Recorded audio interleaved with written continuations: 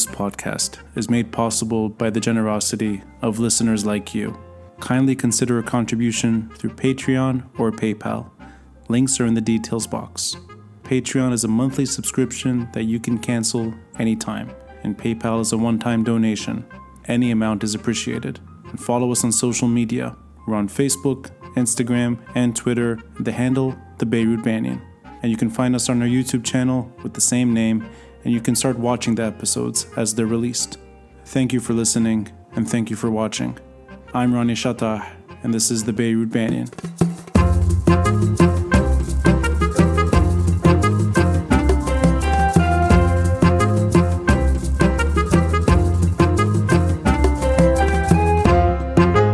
I know that the last episode I suggested that we follow up perhaps a week later or longer, but because I hope both of us enjoyed the topic so much that we got stuck in finance and spent an hour discussing finance, and that we enjoyed each other's company so much that we decided to do it 2 days later. So I appreciate this. I think both of us, the good news is we're wearing different clothes. You look better than me in general. I'm still wearing a similar type of sweatshirt.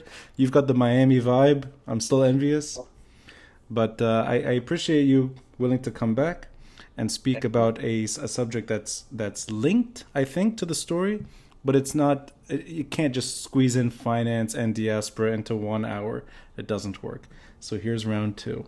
First, Sergio, I want to ask you, before we jump into the diaspora subject, has anything in the last 2 days in Lebanon from our previous conversation, and we spoke about the broad picture, but just the recent, very, very recent developments in the IMF and that kind of negotiation stage, has anything that happened the last 2 days that made you think, this is maybe moving in the right direction, or is it still too early to properly address what's happening in Lebanon on the financial front?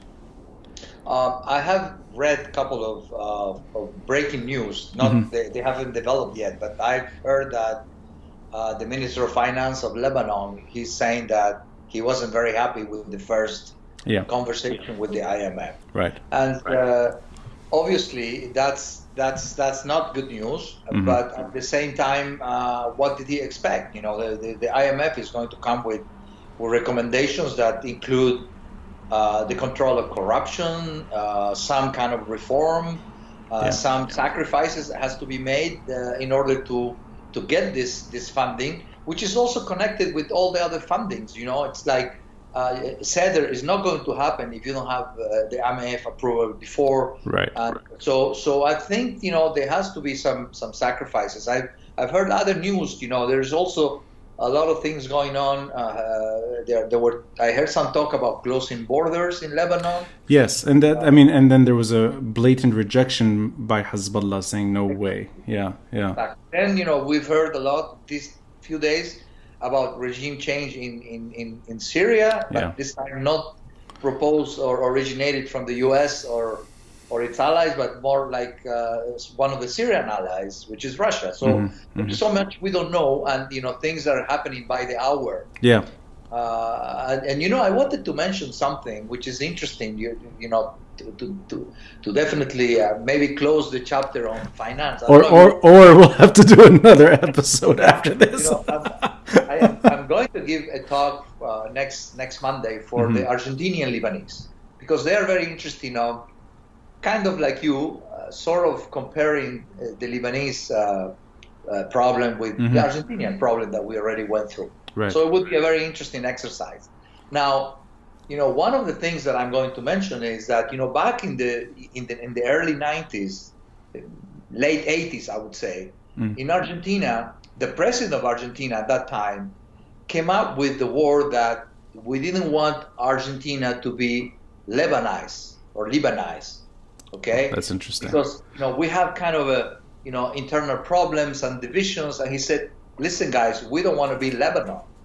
So the word Lebanonization or Lebanization was very big in Argentina. So all of a sudden, they wanted to know what was going on in Lebanon because the president mentioned it. But that's the politics, not economics. That's more just in terms of mostly politics. Yeah. Now, if you look at, you know, we flip the coin and we say that, you know, the Lebanese are worried that they're going to go through Argentinization. Right. So I am not sure which one I, would be more complicated.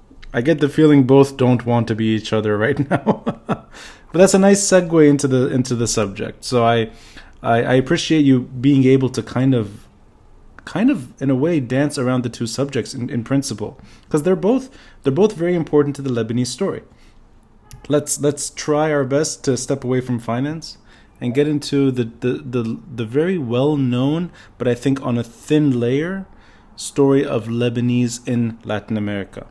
And I think most Lebanese know that the most Lebanese population, its diaspora, is in Latin America. It's not in Europe. It's not in Africa. It's not in the Middle East. It's in Latin America, and it's a subject I don't know enough about. And I'll just sort of start it with a knee jerk. Sorry, not knee jerk.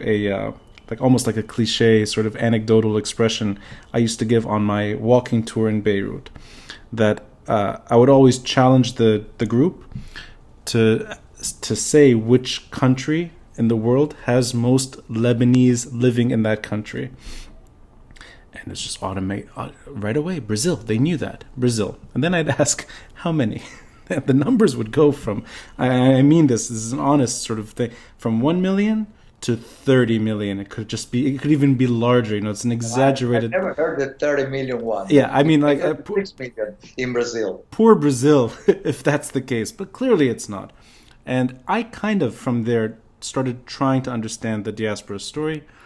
And you mentioned this in the previous episode, that even within your own family, maybe a handful have been back to Lebanon.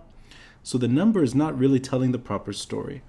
And I hope I got this right, that the population of Lebanese diaspora, meaning those that are entitled to nationality, in Brazil is upwards towards 5 or 6 million. That the number of potential Lebanese, not necessarily all of them carrying a Hawiye or a Khraj Ed, but the number is big, and it's upwards to 6 million. Did I get that right? Just that sort of estimated figure. Well, yeah, I mean, let's start by mentioning that, anybody you talk to in Lebanon or the Lebanese government, or even among people from the diaspora, and you ask him how many Lebanese outside Lebanon there are, and they will tell you it's 10 million, 15 million. Now, how do you substantiate this number? It's really unsubstantiated. So it's just an estimation, but coming from what? And I've read, some people have written very, very nice books about it. Yeah. And basically, part of the wrong explanation is they kind of it's a deduction. It's kind of a calculation based of, well, how many people left Lebanon in the 1800s, at the end of 1800s, and at the beginning of the 1900s? Let's say, maybe between 200,000 to 400,000 people. Right. And in the case of Mount Lebanon, the mountain, which is where mostly people came from, it's probably more than 1/3 of the population. So when you extrapolate that number, I think wrongly, but you extrapolate that number and you say, well, if 1/3 of the Lebanese population emigrated, and then you multiply that by how many people there are, and and then you had another immigration wave, in the beginning of the 20th century, and then you have another immigration wave during the Civil War, and you kind of extrapolate that number, you may come up to 10 million. Oh, but so that's okay. So 10 million, which is already that's a huge number, but 10 million, these are not all entitled to nationality. Well, no, you are including all the descendants from Lebanese. Right. Like I told you, in my family, 10 people emigrated in my immediate family, but today we have 1,000 members of the family, and they all have Lebanese blood. So what we are counting as part of those 10 million or 15, it's my 10,000 relatives, my 1,000 relatives. But I'm sorry to get on this point. I just, for me to understand that your own family, which is now you're the third generation that have left, right? I am third or second, depends how you look at it. Yeah. Right. Grandparents are my father. So you're entitled to Lebanese nationality. Yeah, and every one of your relatives that you're referring to could get Lebanese papers. No. Okay. You have to remember that Lebanese law, a law that is against the Lebanese constitution, does not provide for the descendant of Lebanese woman to have the Lebanese citizenship. Right. Which means that if, my aunts who were children of Lebanese parents, if she married a non-Lebanese, of course, then her children and all the descendants from that point below, they don't have the right to the nationality. In my immediate family, I put it as an example to make an easier explanation. Sure. So from the 1,000 members of my family, only about 400 to 500 people are qualified to be citizens of Lebanon, because it's the paternal side only that gives you that right. Right, but I'm going to assume that some of your female relatives ended up marrying Lebanese, and okay. But that's a quite wrong assumption, especially in Latin America. I'll tell you why. Because most of the Lebanese that emigrated, maybe the first generation, yes, maybe they married among Lebanese or maybe Syrian Lebanese, because they tend to gather in the churches or the social club. Yeah. So the first generation, maybe they married mostly to a Lebanese or Syrian woman, or man. But then the rest of the descendants, they didn't. So they married Argentinians of Italian origin, Spanish, German, Jewish people. I mean, we've had all kinds of mix in most of the countries, but especially Brazil and Argentina. If you go to maybe Mexico and Colombia, they did not mix so much. They kept closer the Lebanese community, and they kept marrying among themselves. But in the case of Argentina and Brazil and the U.S., which is the three largest countries in terms of immigration from Lebanon, there was a lot of intermarriage, and the dilution is huge, because you're counting among the 10 million Lebanese, maybe one guy who has one great grandfather of Lebanese origin, and 7 who have nothing to do with Lebanon. Yeah, but I'm just going to get back to this point. So I like the way you're framing it, and I think you're unraveling the mystique in a way. You're sort of exposing that it's not as romantic of a story when you actually look at it. It is romantic. That's the point. It's a very romantic relationship, but it's not practical. So thank you. That's the Why would I say that I have 10 million people, 15 million people, if when I'm going to look for them, I won't find them? Right, exactly. But let's say, I'll use, since you offered this explanation, your own family, half of them are disqualified by Lebanese law. So that's a disqualification anywhere on I mean, this is a Lebanese law that women do not. But by that law, yes, we are already either to 5 million or 7 million. We scratch half of them. Right. Okay. But let's say that within the 5 million to 7 million, and I'm just going back to Brazil because that's the most famous example. Mm-hmm. Of that number, which is already larger than the Lebanese population in Lebanon, in that figure, roughly, and sort of just an estimate, how many do you think are entitled to Lebanese nationality? Is it a big number? Is it a big figure? Is it an overwhelming majority where they could apply and get Lebanese paperwork? Well, if you count only the father, which means that they would be able to get the Lebanese nationality, that is a huge number. The point is that this is one of the prerequisites. I mean, this is one thing that you need, but then you have to add a lot of other things, which is, what's the soft power of Lebanon to attract people to get the nationality? I mean, I'm putting myself in a situation in which, I have a great grandparent who came from Lebanon, one of them. And then I have, 7 other great grandparents, none of which, maybe Portuguese, maybe Spanish, maybe 2 Lebanese, that's fine. But I have a Spanish, I have a Portuguese, I have an Italian. Now, if you have a Spanish or Italian grandparents, also they have a nationality law in which you can access the nationality of Spain or Italy, which means you qualify to be a member of the European Union. So if I'm in Argentina, I'm in Brazil, and I can get a Spanish passport, I can get an Italian passport, and I'll be immediately a member of the European Union, Why would I choose to have a Lebanese passport? I think in a way you're kind of also explaining the reality of Brazil, which is that it's a very mixed country.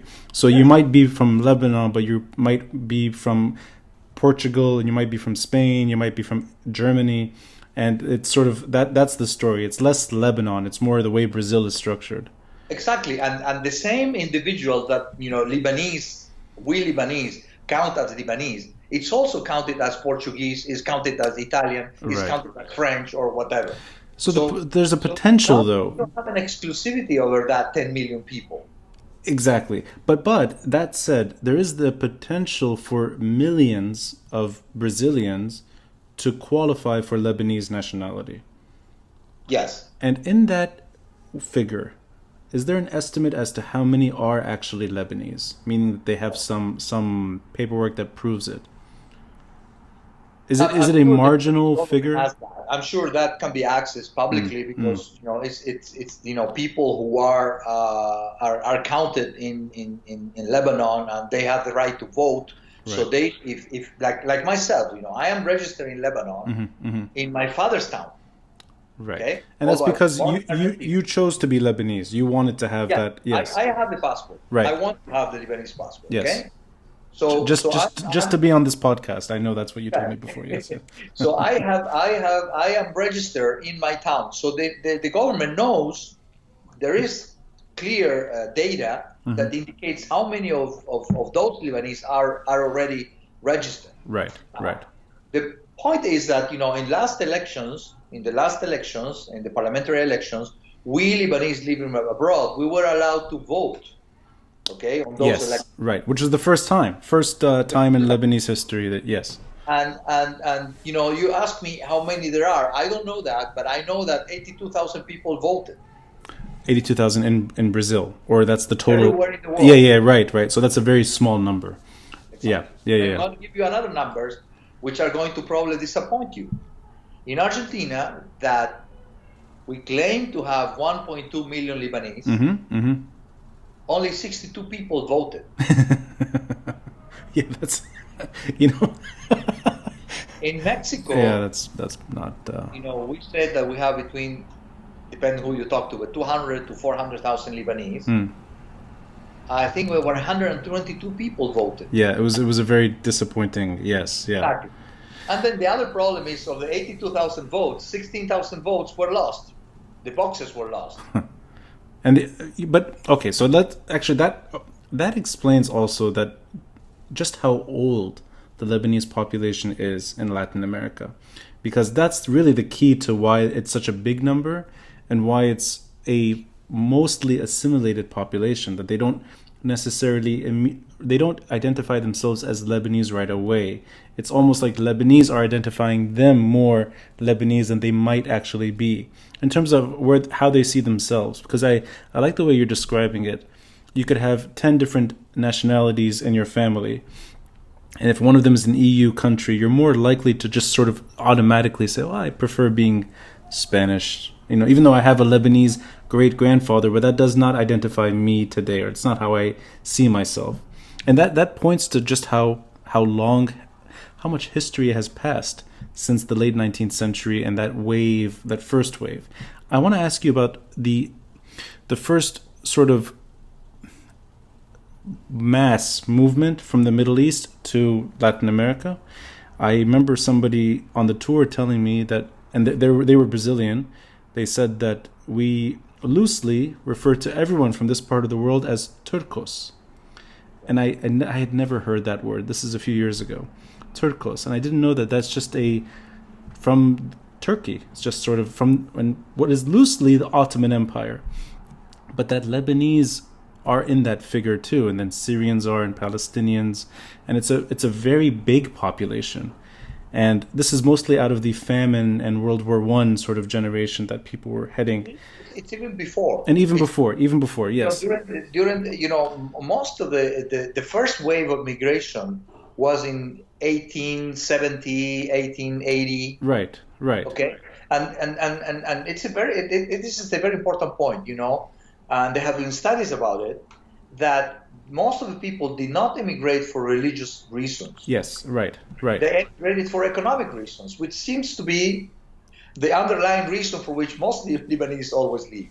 Yes, that's true. Yeah. In other words, even during the war, yeah. I mean, during the 70s, people who left Lebanon, I mean, of course, we have the clash and we have the sectarian issue and all that. But if you live within your own community, if you were Muslims, you lived in West Beirut or you lived in East Beirut, you were pretty much safe. You know, I mean, there were clashes, there were conflicts, there were crises, but you did not leave for a religious reason. You left because of the economic conditions, or because the war was unbearable and the situation was unbearable. Right, but a country... It was not necessarily just the religious reason, the reason for which you left Lebanon. Sure, absolutely. And I mean, I think even... I mean, the diversity of Lebanese abroad shows that as well, that it's not just one group that is running away from Lebanon.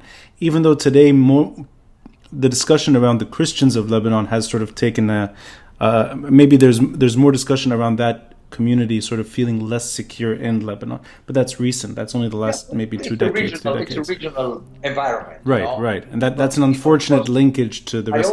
I always discuss with my friends. They were saying, oh, Lebanon, was autonomous, but then if you have an autonomy, then you didn't have a security problem. If you have a security problem, then you were not autonomous. So you have to decide which one it was. So you cannot be both. But Brazil or let's say Latin America in general, was there a sort of a alluring factor as to why somebody from Mount Lebanon would make that long journey to Latin America? Is it that they were offering something? Is it guaranteed nationality? Is it an economic incentive? Because this is not, I mean, it's a long journey, right? Yeah. This is a very, very difficult journey.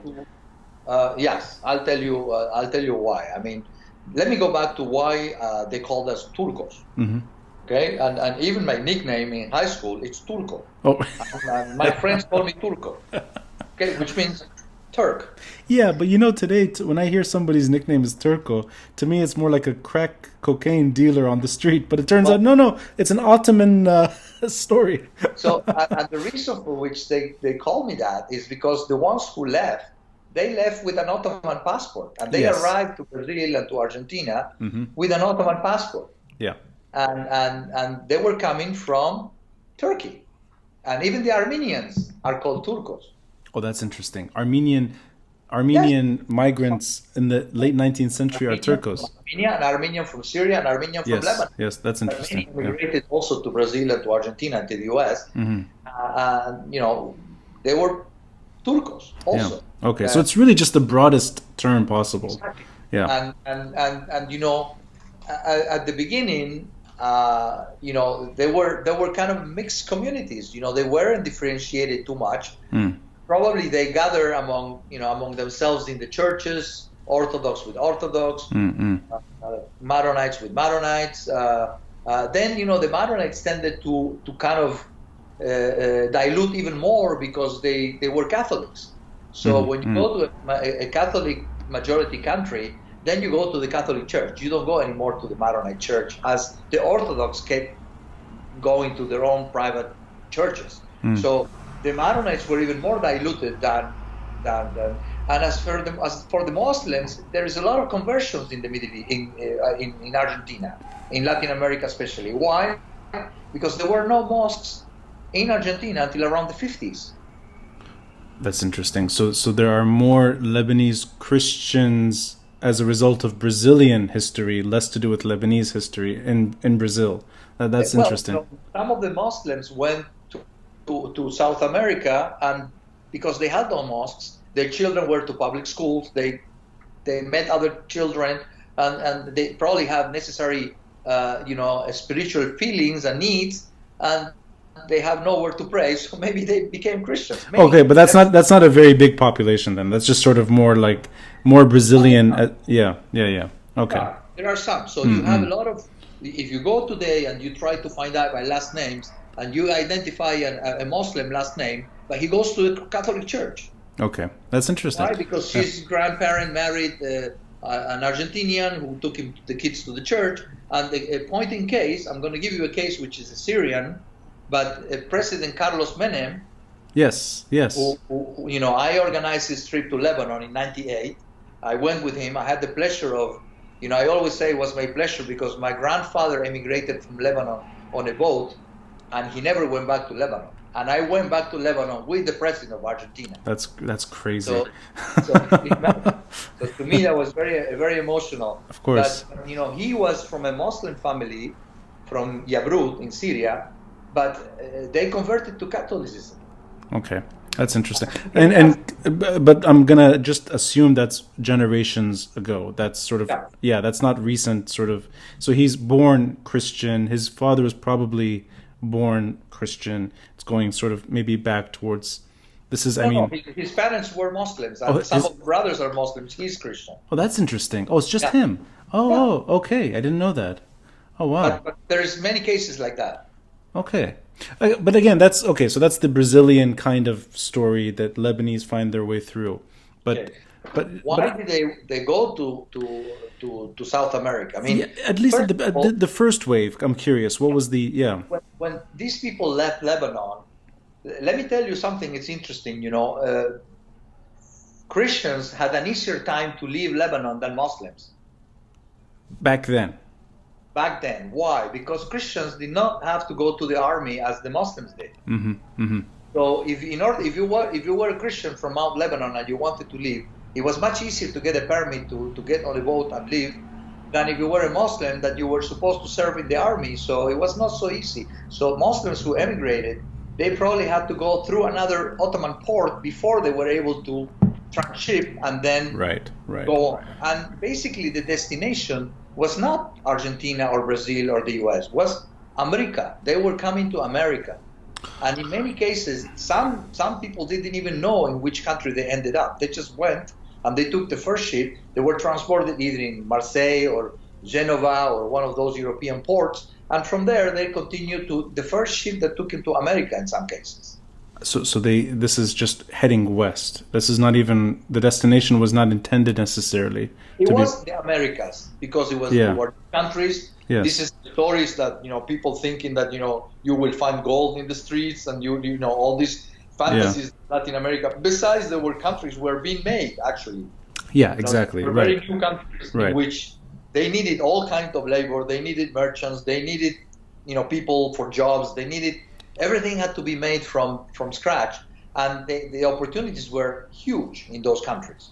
Okay, so that's at the beginning. It's almost like heading west on that sort of North-South American sphere, and that explains at least why there are Lebanese all over Latin America as well. It's not just Brazil. It's not just Argentina. We have in Colombia and Mexico. You said earlier, it's sort of all over the place. But everywhere. But let's sort of, from there, is there a later sort of curiosity among Lebanese to go particularly to Brazil? Because I'm curious why the number there is so much bigger than a few 100,000 in Mexico or even 1.2 million in Argentina. Well, Brazil and Argentina were probably the countries that were more promising at the time. There were there were opportunities. Argentina is totally underpopulated even today. Mm-hmm. And Brazil had, they were discovering the Amazon and they were discovering the Mato Grosso. And Brazil was kind of a new thing and a country in the making, as was as Argentina, and other countries were less known. But what happened? Why so many? Because then when a Lebanese arrived, he normally started as a peddler. They came with some money from Lebanon. They were not totally poor because otherwise they couldn't have made the trip. Okay, so when they tell you that the Lebanese who left were terribly poor, that's probably not true. Because they could manage, to get the ticket, to get some things. And when you go to a Lebanese home in South America, you have the mortar, to make the kibbeh. Everybody brought the mortar with them. and it's part of a history. Yeah. And you could not bring that very easily if you didn't bring some suitcases and stuff. So I assume that they came with some means, and they became peddlers. Then from peddling, they probably progress quite fast, and they have a store. When they have a store, they probably wanted to get into wholesale, and for that you needed to trust people. So you call your neighbors, your cousins, your friends from the village in Lebanon, and you brought them to Brazil because you told them, no, this you can make a lot of money in this country, so please come join me. And they went to Lebanon back sometimes to look for a wife, sometimes they went to improve their villages' homes and give some money to the family. But they brought back a lot of relatives and a lot of friends. So it's not uncommon in Argentina or in Brazil or in Mexico that you go to a town and most of the Lebanese in that specific town, they come from the same part of Lebanon. Right. That makes sense. The village emigrated, or most of the people in the village emigrated to the same kind of places. And the economic factor was that was the pull factor, at least for Brazil, that there was more opportunity. For Argentina and for Mexico, for all Latin America, I would say. Now, the other important issue is that, the Lebanese created credit. They invented credit that it didn't exist in Latin America. How was that, you tell me? Well, the newcomers from Lebanon, they came with some means, but not enough to have a store. So the guy who had succeeded already and had a wholesale store now, he would give some credit, and we give the merchandise to this other Lebanese guy to go and sell for him or for himself. And this is how credit was created. You give credit to somebody who will get your merchandise until he sells it, and then he pays you back. Okay, but that's okay. I'm curious why it's not, to me, all those reasons that you're explaining still don't add up to why there's potentially 10 million in Brazil. That number is still so big. So, and I'm just curious about the longevity of Brazil. Is it that Brazil was guaranteeing nationality to Lebanese? So they're saying, you come here, we make you Brazilian, you don't need to worry about anything else? It's almost like the Ellis Island thing with America? No, because in some, like for instance, I'll tell you, the case of Brazil, you didn't get the nationality right away. Okay, first you get a visa, you get a permit. It wasn't that difficult to get the nationality, but that wasn't the reason, because that's not why they left. The Lebanese did not leave at that time because they wanted to have another nationality. They left for economic reasons, and they always dream of coming back to Lebanon. They didn't want to die in Brazil. Okay, they wanted to come back to Lebanon. So it's really just an accident that Brazil ended up having this big number. It's not like this is more than... In other words, it's not just that there's a good economy and we can make money. It's not that. It's just that way before World War I, that was a pull factor, and the numbers just kept going up from there. It's almost like it could have been Argentina or it could have been Chile. It just happened to be Brazil. Did I get that right?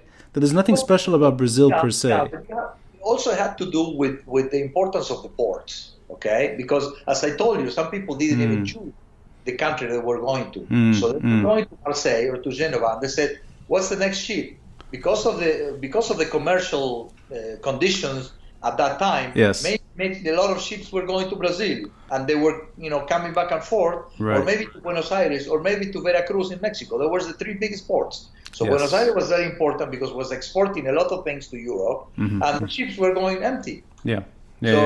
You put a lot of people in those ships. Right. And many people who ended up in Argentina probably they eventually went to Brazil because maybe they had more opportunities, because... Of course, that makes sense. So it's not that they're just all ending... Right. They that was the draw, that they end up in Brazil long term. It's not necessarily that they go to Brazil right away. Yeah, that's a good point.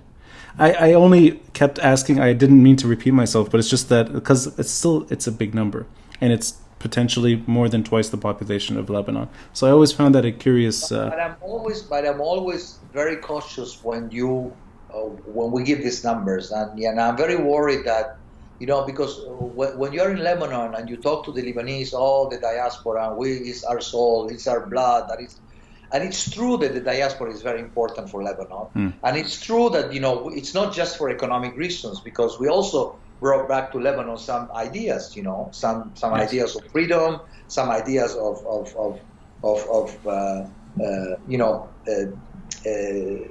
living in a society which was much more open than Lebanon.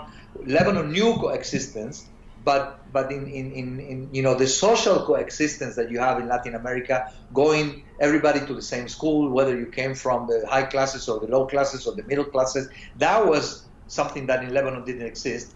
and it was brought back to Lebanon with Yes. the emigration that returned to Lebanon somehow, Right. or visited Lebanon. And so the ideas that we brought back to Lebanon as a diaspora also contributed, not just economically. Okay, so the economy is very important, and if we're talking about the economy, the importance of the economy, then you have to look into the part of the immigration which is much more recent. Because if you're going to ask for money, sometimes, I went to meetings discussing the diaspora, and they say, well, if every Lebanese would put $1,000, every Lebanese in the diaspora will put $1,000, and we would get $10 billion in no time. This is kind of a solution. I mean, that's the wishful thinking, and you pointed it out. Only a handful of people are even willing to vote, so it's. So it's like I'm going to my nephew and to my cousins and give me $1,000 for Lebanon. They would look at me with a face like you wouldn't know. Yes. Now, but the other side of the coin is that you have about 700,000 people of Lebanese origin, Lebanese descendants or a diaspora, that do contribute about $11,000 per year each to Lebanon. Oh, okay. So that is actually a big number. Okay. Exactly. So you have $8.8 billion who's been supported the Lebanese economy, and that comes from the diaspora. Now, that's in Latin America, or that's worldwide? No, that's all. Exactly the point. The diaspora that contributes the funding for the Lebanese economy is mostly in the Gulf. Oh, of course. Yeah, sure. Australia, Africa, and the US, and maybe Europe. So Latin America doesn't really factor into the... No, except from tourism, except for visiting Lebanon and spending money there in the hotels, giving some money to the families. But the real support, that maintains the elderly in Lebanon, that keeps, the economy going in Lebanon, and that's not small amount. It's $8.8 billion, and it's critical for Lebanon. Yeah. It's the diaspora, which is closely connected, and it's very recent. Now, these people also are suffering from the economic problems of those regions as well. Sure, of course. That's going to create a problem for Lebanon in the economy because, with the price of the dollar, the price of the oil going down in the Gulf, many of the expats from the Gulf are going to have a hard time to send money to Lebanon as they used to in the past 10, 15 years. Right. Many merchants and many people who own stores and, with COVID, it's an additional reason for which, their stores are closed. They are not generating any money, and they have to take care of, of their own problems. Yes. Would they be able to continue helping Lebanon in the same way they were helping before? Right, and that's a worldwide issue as well. I mean, I guess the Lebanese cannot expect anyone to help right now, regardless. Yes, you do expect the diaspora to help, and that's why I'm saying that we have to understand. First of all, the diaspora is not 10 to 15 million people. Right. Second, there is a small segment, maybe 1 million, who are really directly connected to Lebanon. But of that million, many of them are affected by the coronavirus. Yes, so, right. And that's going to have an effect on Lebanon. So it's not going to be the same kind of remittances and investments and purchases of apartment or whatever they were doing in Lebanon in the past few years. Now, when Lebanon need them the most, they might not be able to provide what they were providing. Right. That makes sense. So, in other words, keep the number less than 1 million when referring to the active diaspora that is contributing to the Lebanese economy long term. It's really it's hundreds of thousands. It's not millions. Now, I'm not saying that you forget the other 9 million or 14 million. There is other ways to engage them. Okay. And the way to engage them is to bring them closer to Lebanon. So the war in Lebanon, people were not able to visit for 15, 20 years. That's almost 2 generations. That, the disconnect was not because the diaspora didn't care. It was because Lebanon wasn't accessible. Right. So, I did not go to Lebanon myself. My father registered me at the embassy the day after I was born. Sorry, Sergio, is that from me? Yes. That's New York. Oh, oops. Sorry, 1 second, Sergio. I want to see what's going on. I can smell some smoke. One second. I smelled the fire. I could smell some smoke. I'll try to show you. I don't know if it's visible. There's a fire across the street, but I don't know if it there's a. Yeah, I see the smoke. Sorry for that interruption. That's okay. Yeah, well, but like you said, it's New York. What I was saying is the war in Lebanon also contributed to distancing the diaspora, the old diaspora from Lebanon. Yes, right. Because we were cut off from going to Lebanon, and if you want one big element of the reconnection of the old diaspora to Lebanon is visiting Lebanon. Yeah. And I can tell you that I deal a lot with people from the diaspora, especially the youth, because I give them classes, I talk to them about Lebanon, I have online courses in Spanish for them about Lebanon, because my objective is to reconnect them to Lebanon. And these are Lebanese generations detached. Yes, these are 4th and 5th generation Lebanese. Wow. I'm reconnecting to Lebanon through teaching them, explaining to them about Lebanon. Now, but the biggest instrument to reconnect them is to make them go to Lebanon once. So just a trip to Lebanon will make them crazy about Lebanon. And each one of them, then you gain like 3 generations that you lost, because these people are going to become Lebanese like you and me. Right. So that's interesting. And that is very, very important. And when they go back from your own experiences, I'm assuming there are many distant relatives that know who they are, that they can say, yes, your great-grandfather lived here, or the Mukhtar might have some information. And it's almost like they go, they visit their great-grandparents' home. They meet their relatives, even if they are very distant. You see them crying, you see them wrapping themselves with the Lebanese flag. You would be amazed. I mean, this is an experience that I go through every year. That's interesting. And you find that to be more powerful, a tool of keeping the diaspora involved. That is a way to help Lebanon more than other ways. Absolutely. And I'll tell you why it's important and why it's powerful. Because how do we attract to Lebanon? So in other words, what is my strategy? I have a Center for Lebanese Studies that I'm trying to teach Lebanon. I'm going to try to explain Lebanon and attract people to Lebanon. So what's my tool? Okay, my tool is we are a country that know how to live in coexistence. We've learned. We are a cosmopolitan culture. We are multi-religious. And we are an open society with freedom of speech. And so when I'm trying to sell these things to a young person of 18, 19 years old, it's really appealing to this young generation. These ideas that you can coexist if you are a Muslim or a Christian or a Druze or a Shia or whatever, and you can have a multi-layered identity in which you can feel Lebanese and you can feel Arab and you can feel Mediterranean and you can feel many things, and it's kind of accepted in Lebanon, and it's part of our civilization, it's part of our contribution to the world. This attracts people to Lebanon.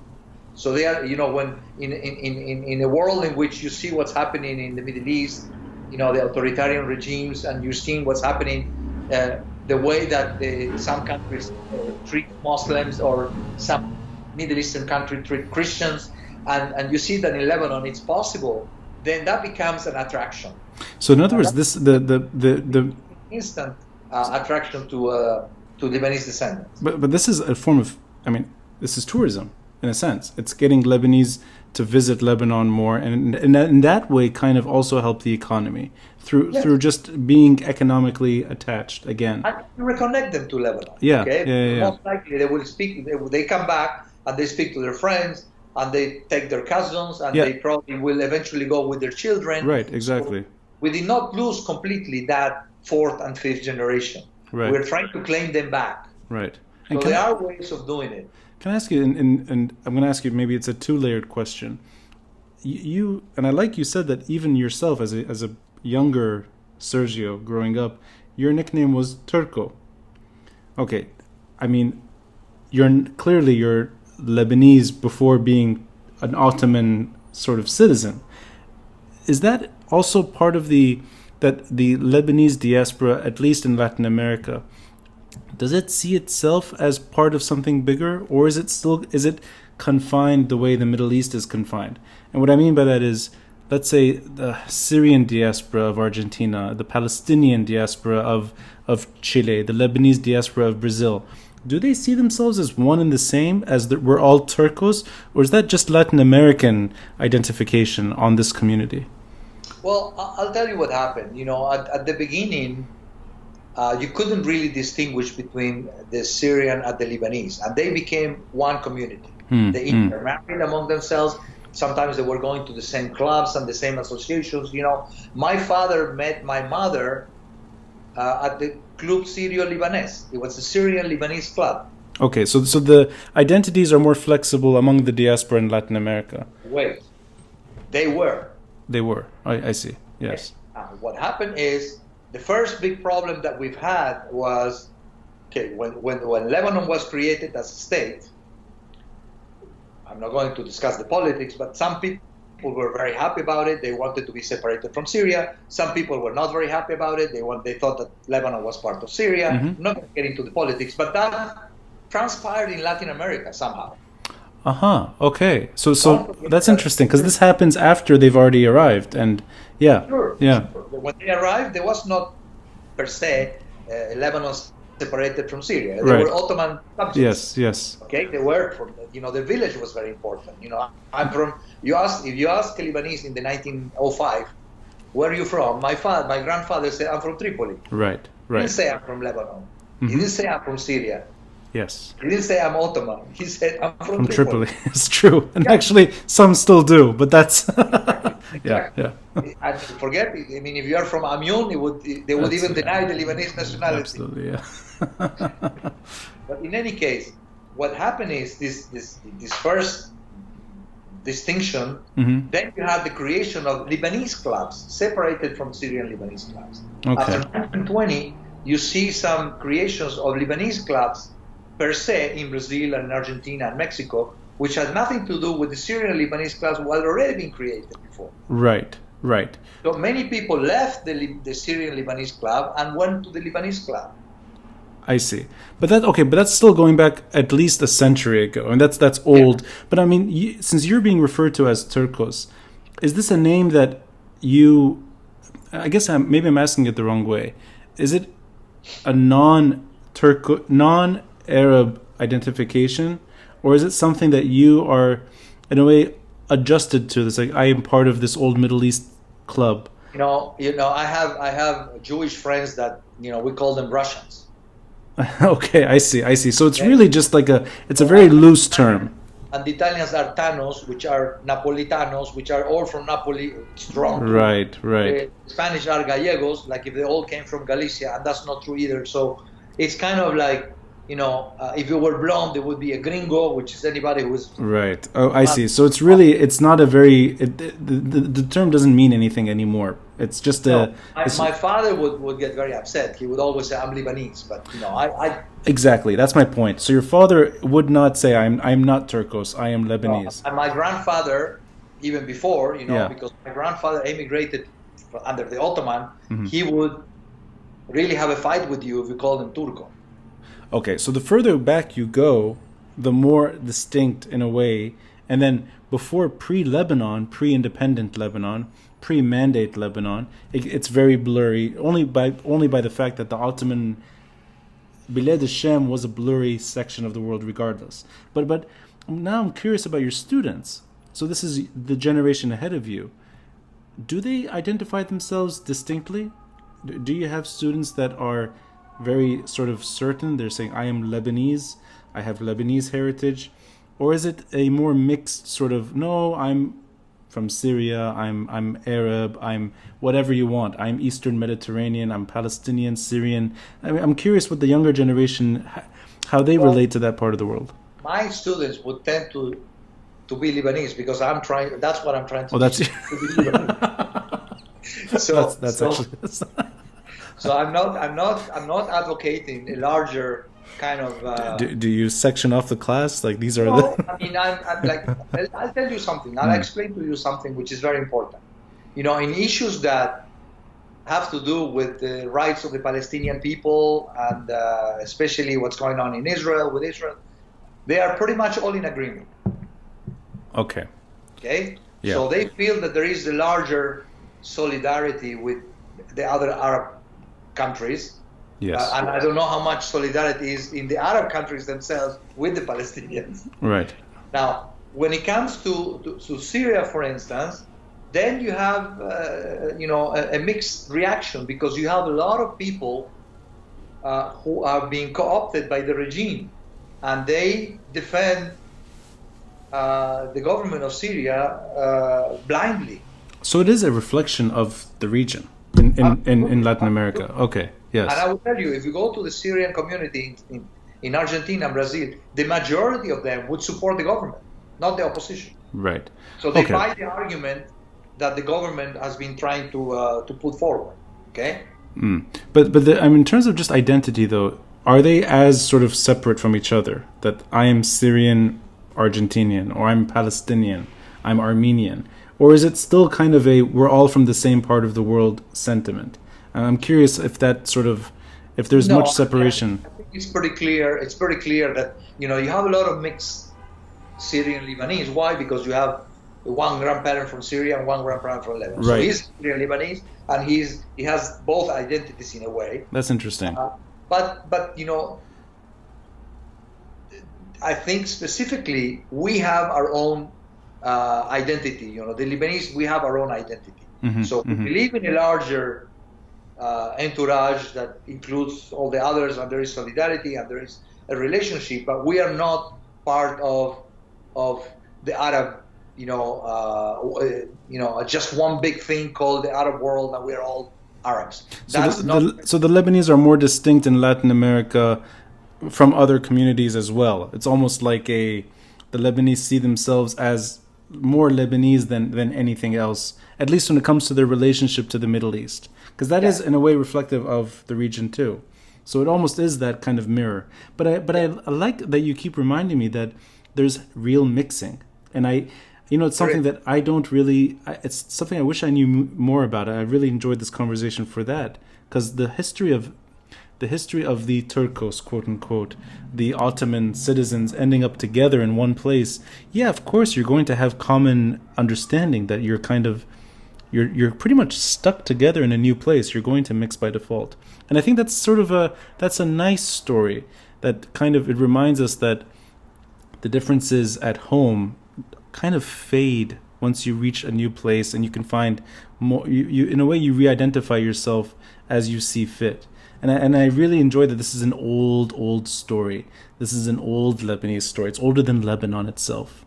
But I have to also tell you that the war, for instance, the war in Lebanon, created a lot of frictions and a lot of divisions. Okay, I see. Okay? So until then, there was no issue whether you felt Syrio-Lebanese or Lebanese. Now, when the war started, then we had a lot of issues. Right. Lebanese Palestinian issues, Lebanese Syrian issues, which are still present till today. Okay. I see. Yeah. That doesn't mean that we don't recognize the community as somehow integrated. Like I have cousins who are part Lebanese, part Syrian, because one of my uncles, they're mixed. Yeah. A Syrian woman. Right. And, right. I love them as much as the ones who married another Lebanese, and as much as the one who married an Italian person. I hope so, Sergio. Yeah. So the thing is that recognizing that the community, it's integrated and it's one, and we are. What you have to keep in mind, Ronnie, is that we are essentially Argentinian, and this is what the Lebanese should understand too. Yes. We are essentially Brazilians. We are essentially Argentinians. Yes. Now we have certain level of allegiance to Lebanon. It has limits also. Okay, it's not a blind allegiance. Yes. We don't buy the politicians' bullshit as easily as you have been done in Lebanon. Not you, but as the Lebanese have been doing in Lebanon. We don't buy them because we are not part of that system. You're absolutely right. Yeah. What is the Lebanese politicians going to give me to keep me applauding him for stealing the country? I mean, Maybe in Lebanon they have some reasons, but we don't. So That at makes least sense. something that, from the diaspora we can somehow contribute, because we don't owe them anything. That makes sense. And I just want to wrap it up with an anecdote. And I remember as a child that there was another Lebanese president in Latin America, and I hope it's right. He was from El Salvador, and his nickname was El Loco. No, this is Ecuador. So sorry, Ecuador, right? So there's been let's go back. El Salvador, there was a Lebanese president, a Lebanese. We have 4 Lebanese presidents in Ecuador. El Salvador, you had a Palestinian origin president. Sorry, El Salvador is Palestinian. Sorry, yeah you're right. So Ecuador is 4. Yes. And which one is the Loco? Loco Bucaram. Loco Bucaram. Now, this is quite, 4 is pretty good for one country. El Salvador is... One of the best presidents we had in Argentina is Carlos Menem, who is Syrian. Right. But I'm curious, the Ecuador story. The population there is not that big. The Lebanese population is not sort of distinct. It's not... So, it's there, but it's not a dramatic sort of size compared to other countries. Why Ecuador? I'm just curious. What is it about Ecuador that brought 4? Well, the Lebanese, as I mentioned to you, they began as peddlers, then merchants, then industrialists. And, with money comes power. So then what you want, if you have power, you want one of your children to go into politics. But these are not related to each other, these 4. I think a couple of them are related. Oh, they are? Yeah, I think that a couple of them are related. But the Lebanese community in Ecuador, as it is almost everywhere, is quite successful. Mm-hmm, mm-hmm. So being successful gives you sometimes the power, gives you... We have in Argentina many governors who are of Lebanese origin. Right. Brazil, at one point, 100 members of Congress out of 400 were of Lebanese origin. Right, I remember, yes. Of Congress. Yeah. So, yeah. Okay, so it's really it's a fluke that 4 ended up being president, but they're not, it's just that they got very successful, but it's just it's a big number for one small country to have. Yes, it is. It's unusual also. And I hope El Loco is the perfect name for a Lebanese president in any country. But the fact that he's called El Loco, is that a Ecuadorian sort of identity for him, or how did that name come about? Did he do something that was very Lebanese in his career? Loco means crazy, and yeah. He was crazy. He had these strange ideas, and his reactions and his way of behaving was a little bit unusual, to say the least. So that's why they call him a loco. I see. Maybe he was watching too much LBC when he was younger, and he got inspired. I want to be Lebanese here too. Sergio, I want to say thank you for spending another hour with me on a lighter subject. In a way, it's actually it's a more fun discussion, because there isn't much pain here. It's really just a story about a community that made its way. But I think the way it's related, not only the interrelation between the diaspora and Lebanon, but also it's the need to face reality. The way I connect the two conversations is, in one side, when we talk about the economy, Lebanon has to face reality. Right. And you mentioned this reform. Yes. Exactly. We have to face the reality, and it's going to be painful.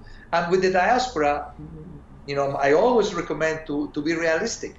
Don't think that we are like 10 million people ready to go on and help Lebanon like this because, we have feelings, or we have a great-grandparent who came from Lebanon.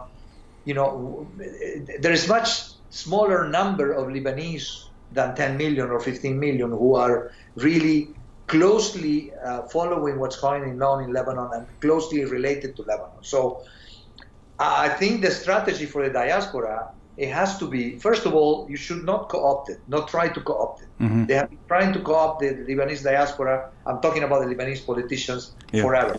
Yes. In the 60s, they created the World Lebanese Union. They tried to manipulate it. Okay. In the 80s, it was divided among the different political parties. Each one has their own. Then you have, during the Syrian regime, they tried to co-opt the Lebanese diaspora.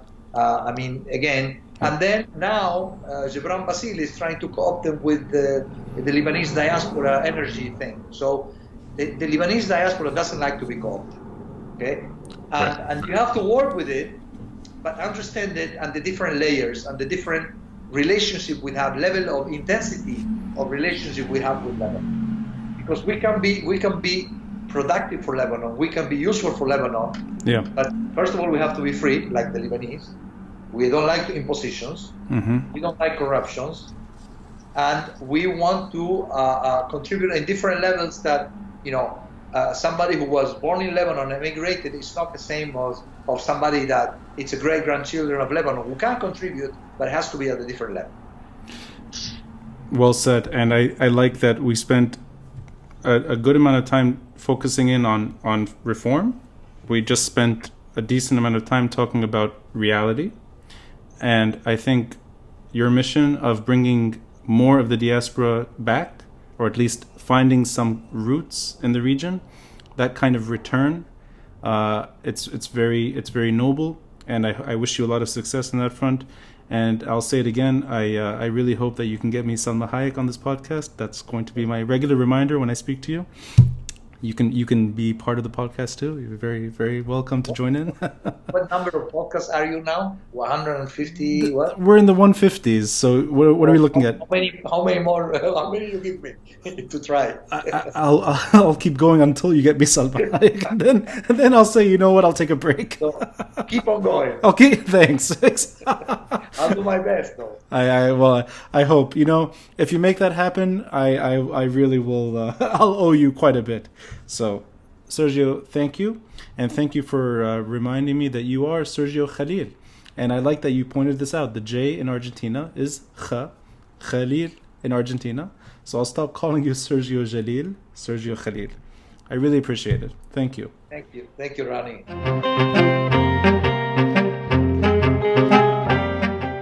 Thanks for listening, and a friendly reminder to help support this podcast by contributing through Patreon or PayPal.